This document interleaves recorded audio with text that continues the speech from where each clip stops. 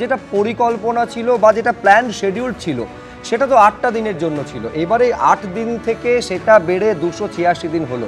এখন এটা 8 দিনটা 80 দিনে গিয়ে শেষ হবে নাকি 800 দিনে গিয়ে শেষ হবে, এইটা তো আগাম কোনো রকম অনুমান করা সম্ভব নয়। ফলে এইটা অনেকের মনে প্রশ্ন, আমার তো ব্যক্তিগতভাবে বটেই, সেটা হচ্ছে তার জন্য পর্যাপ্ত রসদ বা তার জন্য টেকনিক্যাল ব্যাকআপ বা তার জন্য সাপোর্ট, আমি বলছি তারও তো একটা লিমিট থাকে, এইটা কিভাবে সম্ভব হয়? দেখুন, প্রথমে বলি যে মোটামুটি ইন্টারন্যাশনাল স্পেস স্টেশনে 7 জন স্বাভাবিকভাবে তারা বসবাস করেন। এই 7 জনকে তাদেরকে সাপোর্ট করার জন্য যে খাবার বা অন্য সমস্ত রসদ, পোশাক আশাক, এইগুলো কিন্তু পৃথিবী থেকে ছোট ছোট ক্রু মডিউলে পাঠানো হয়, সেগুলোতে কোনো মানুষ যায় না।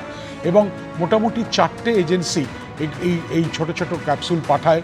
আমেরিকা যেমন আছে তেমন আছে নর্থ গ্রুমান বলে একটি কোম্পানির, তেমন আছে রসকসমস রাশিয়ার যে স্পেস এজেন্সি, এমনকি জাপানিজ স্পেস এজেন্সি।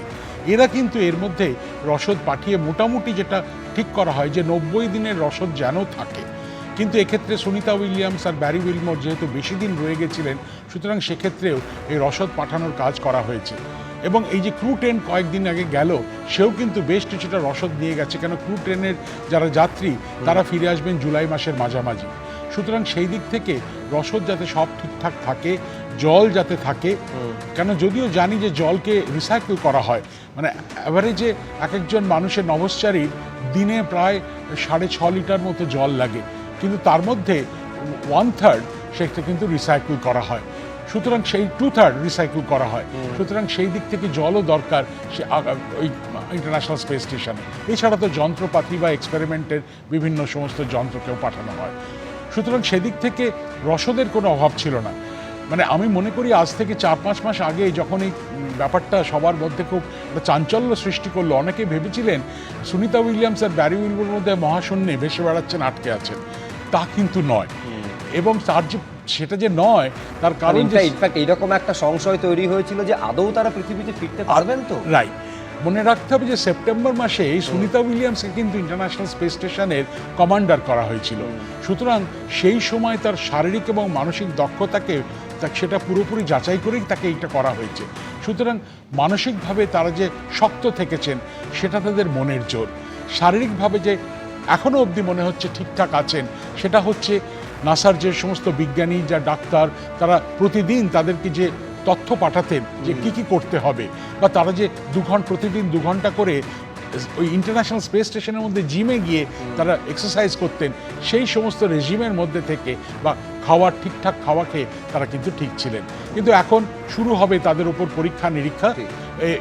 তারপরে জানি কিছু পরীক্ষা সব সফল হলে তাদেরকে হিউস্টনে নিয়ে যাওয়া হবে।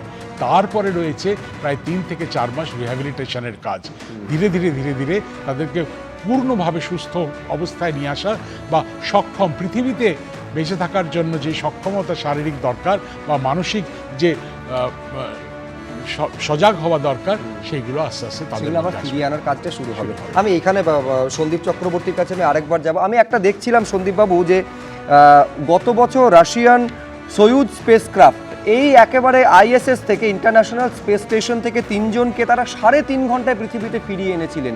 ফলে এইখানে অনেকের প্রশ্ন, যদি রাশিয়া 3.5 ঘন্টায় ফিরিয়ে আনতে পারে তাহলে স্পেসএক্সের 17 ঘন্টা সময় কেন লাগলো?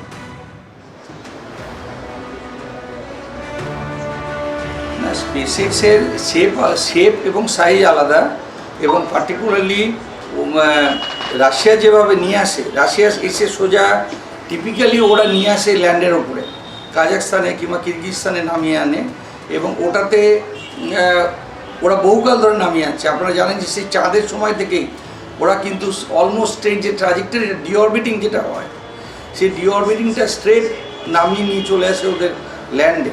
এখানে ডিঅরবিটিং করার পরে এবং কার্মেন লাইন নামানোর থেকে ক্রস করার পরে তারপরে ডিঅরবিটিং ডিসচার্জ এটা হয় আর কি, আপনার ম্যানুভারটা হয় এবং সার্ভিস মডিউলটা সেপারেট হয়। আপনাকে একটা সেন্টেন্স আমি যোগ করতে চাই এই সুযোগে, যে দেখুন, প্রথম কথা আপনি একটু আগে বললেন যে চাঁদের সময় আপনার যা এক্সাইটমেন্ট ছিল, এখনও দেখে মনে হচ্ছে ওই রকমই একটা এক্সাইটমেন্ট চন্দ্রযান 3 ভার্সেস আমাদের এই সুনিতা উইলিয়ামসের স্পেসএক্স 29।